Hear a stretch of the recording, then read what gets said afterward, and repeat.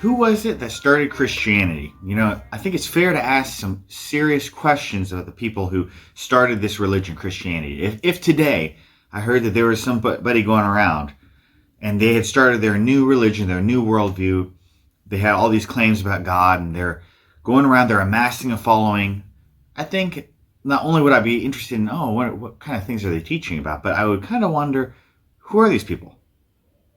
What do they have? Why are they saying this? Is there some type of, what are they motivated by? Is there some type of incentive for them to start this religion? What's their deal?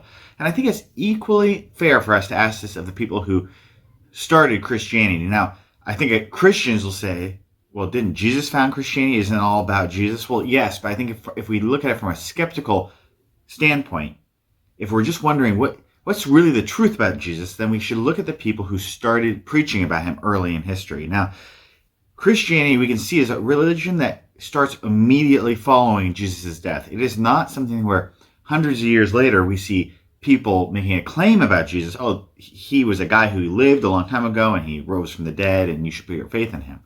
Instead, shortly after the death of Jesus, we see Christianity booming. We see that within about 20 years, I think most scholars would agree that Paul is writing within 20 years of Jesus' death, and that may be the earliest Christian literature. Now, maybe there's literature that was even written earlier, but I think everybody would agree that Paul is writing at least by the 50s, and Paul, in his letters, is already quoting earlier creeds and concepts that the Christians he's writing letters, the Christians he's writing to are already aware of. So we know that before the 50s, within those first 20 years following Jesus' life, Christianity begins and is spread to the point where now Paul is able to write letters to Christian churches and other places that are already familiar with Christian theology.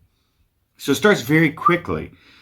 Now, I think there's a number of major players in Christianity, in the history of Christianity, but I think I want to focus on three today. I want to look at Paul, who I just mentioned, Peter, and James. Now, these are all three important people who played pivotal roles in the founding or the beginning of Christianity, getting this faith off the ground. Now, Peter was one of Jesus' disciples, one of his students or followers during Jesus' life. If you look at the Gospels, the 4 stories about Jesus' life that are collected in the Bible, they all mention Peter as being a very prominent person. He's like quasi-leader of Jesus' followers. He's in the inner circle, the 12 disciples.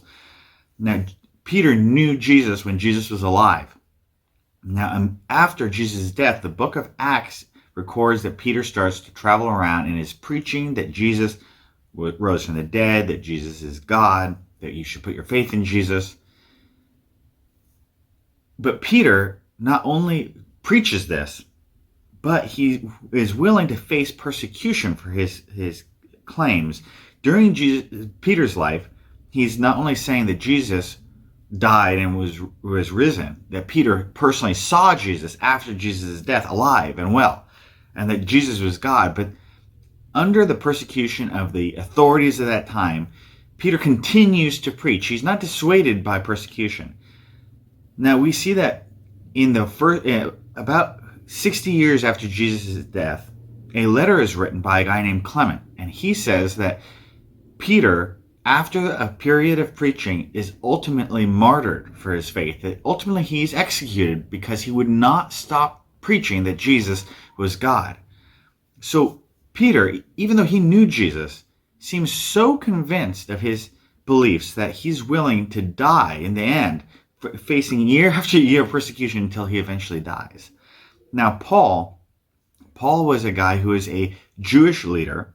He was not a follower of Jesus during Jesus' life. We don't think he had any interaction with Jesus during Jesus' lifetime. But after Jesus dies, Paul says he sees the resurrected Jesus, and that he's so convinced by this interaction with Jesus after Jesus' crucifixion that he converts and becomes a Christian, and then goes on preaching for the rest of his life. 13 books of the Bible are traditionally by Christians would be ascribed to Paul, that Paul wrote them.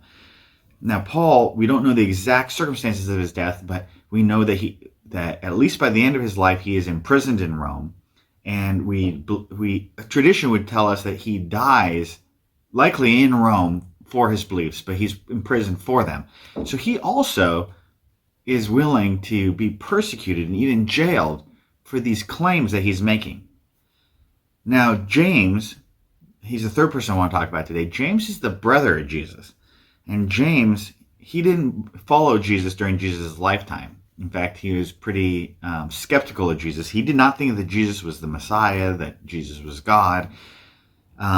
He didn't have any time for Jesus' ministry. And then Jesus is crucified. Well, in Paul's writings, he actually says that James, after Jesus' death, has an encounter with Jesus. What we do know from history is that even though during Jesus' lifetime, James is not a follower of Jesus, after Jesus' death, James is a hardcore Christian and becomes a leader in Jerusalem, teaching the Jewish people and starting a church there, a Christian, underground Christian community of people. The Jewish historian Josephus actually says that he records that James is also not only persecuted, but ultimately is killed for his beliefs about Jesus.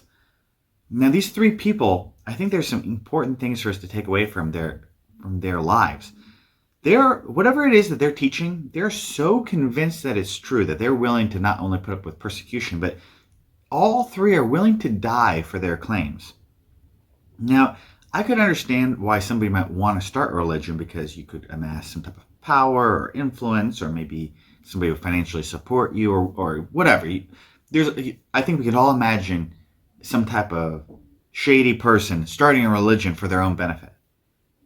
But it's difficult if these people had fabricated the story. They just invented a religion and they're just trying to create something. It's difficult to imagine that kind of person being persecuted and even being willing to die without trying to somehow get out of it, like by admitting, okay, we just made it all up, or Jesus really lived, but we blew it out of proportion, okay, don't kill me for all this.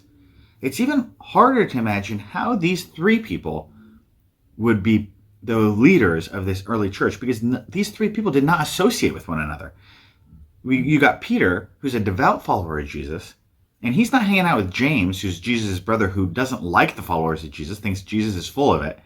And neither of them are hanging out with Paul, who's a Jewish leader who's persecuting the Christians. But all three claim that they saw Jesus after Jesus' death. Individually, so they're not together. They're not even hanging out with each other. And James and Paul have no reason to even want Jesus to have come back to life. Maybe you could say Peter, well, he's so biased. He loved Jesus when Jesus was alive. Wouldn't he want Jesus to come back to life? But Paul definitely doesn't. And I wouldn't think that James really wants to see Jesus either after his death. But all three say that at separate times they encountered Jesus after Jesus' death and are willing to die for that claim. Even, under persecution from legal authorities, they're willing to be executed rather than admit, okay, none of this is true. I think that's pretty good reason to think that something real was experienced by these three men. These three men really experienced something in their life. They didn't just fabricate a story about a made-up God named Jesus. They really experienced something that made them convinced that Jesus had risen from the dead and that Jesus was God, and it was worth their lives to preach him. Now, what kind of thing could they have experienced? I think it's very reasonable to understand why Christians would take these people at their word. Because what would it take to get you, if you're not a Christian today, what would it take for you to suddenly tomorrow be willing to die for Christianity, something that today you don't hold? Well, two of these people had that kind of transformation. And Peter, if he really knew Jesus during his life, would know the truth about Jesus. Would he really be willing to die for some exaggeration that Jesus had come back from the dead?